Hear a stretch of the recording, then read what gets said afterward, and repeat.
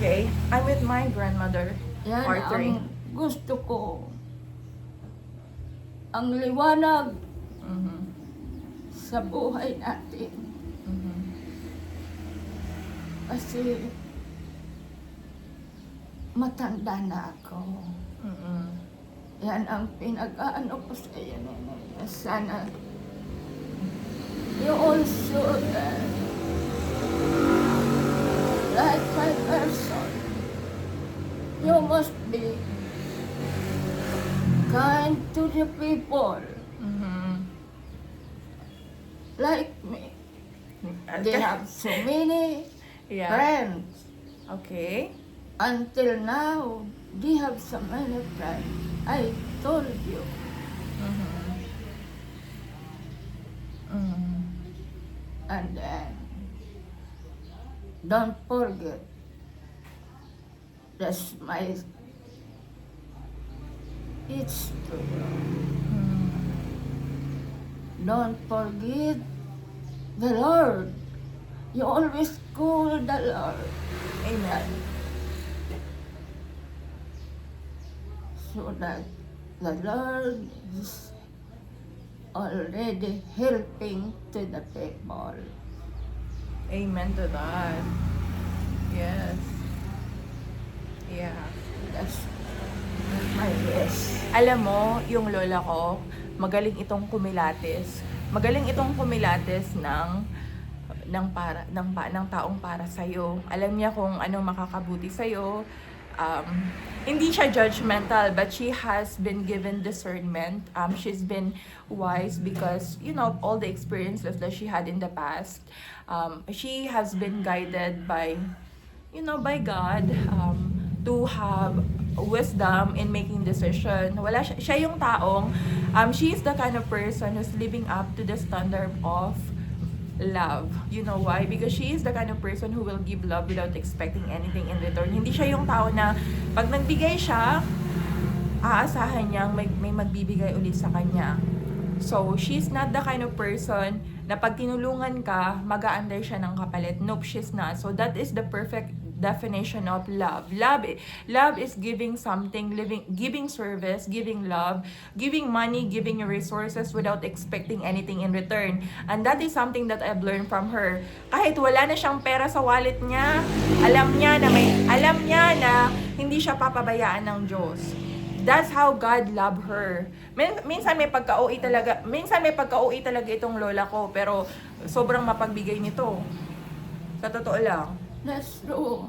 That's true. Tapos marunong din siyang pumili ng para sa akin. Naalala ko before ako pumunta ng US noon, before I went to the US, she told me, she's not very happy about my ex-husband. Nagdi-date pa lang kami noon. We were still boyfriend and girlfriend. My grandmother already said that, if your ex-boyfriend Atanasio have given you all the love, attention, everything, this guy is not gonna do the same thing for you. He is the opposite. Kasi gusto niya yung dati kong boyfriend si Atanasio nga. Sabi niya, kung ano daw yung pina-experience sa akin ni Don, kabaliktaran yun ni Mark. He is going to be the Calvary. Siya yung kalbaryo ng buhay ko. At nagkatotoo nga. Kaya sabi ko, makikinig na talaga ako ng maayos dito sa lola ko. Siya na talaga yung nakakaalam ng para sa akin. Thank you, Nenay. So, pagdating ko nga doon, long story short, hindi talaga naging successful yung marriage. So, akala ko nga kasama ko yung lola ko sa journey ko.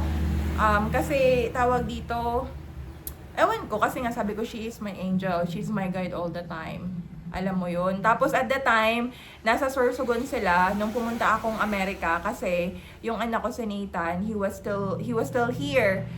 Nathan he is studying in VIP sa VIP Sorsogon, and my grandmother is taking care of him. So they have an apartment in Sorsogon. How many years we live there, and then she's looking after my son. So yun,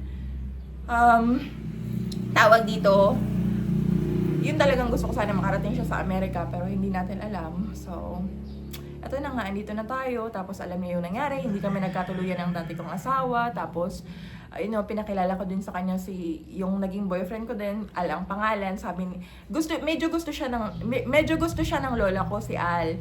Pero hindi niya naiintindihan na wala namang planong umuwi yun. So sabi ko, wag na siyang mag-expect na may uuwi dito. Kasi sabi ko ayoko masaktan siya na ume-expect siya na may uuwi ditong APAM, 'di ba? So whatever happens, no? 'Di ba? Hindi kami yung tipong tawag dito, masyado niya lang akong mahal na inaalagaan niya talaga ako na yung tamang tao na para sa akin.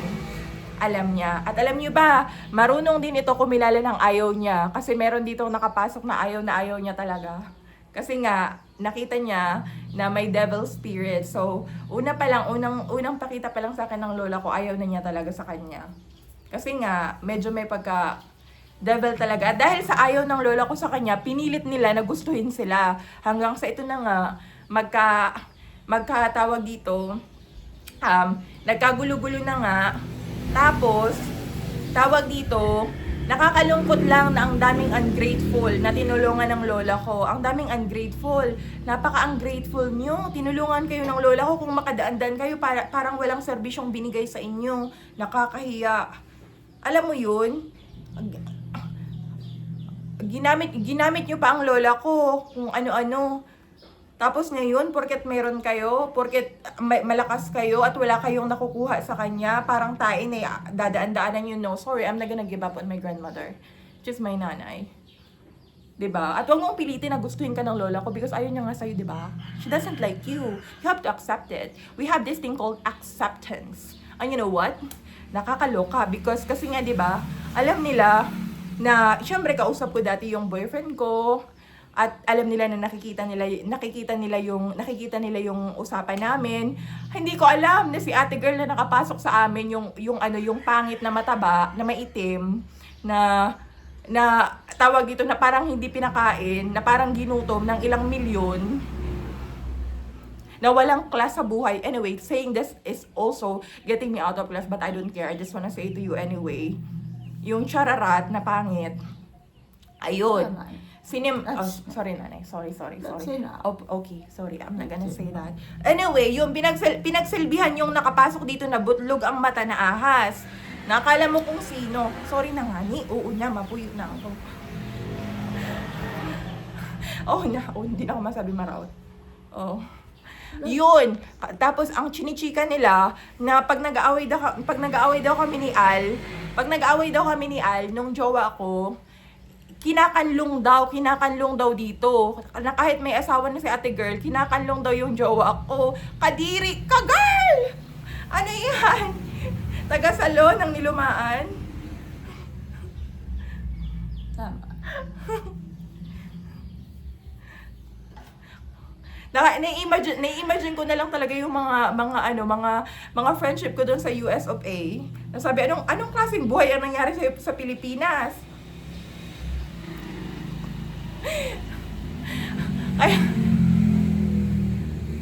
Anyway, ayun na kahangit. Ayun, naka-high blood. Anyway, so yun lang po. That is our topic for today. Hindi pa ako naliligo.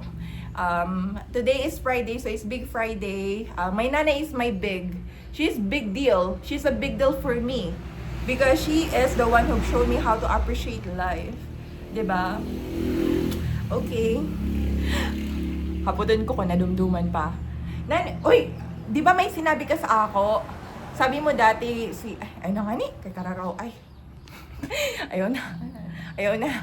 Okay, so good morning everyone. Have a beautiful Friday and chill. And today's the day that the Lord has made. Let us rejoice and be glad in it.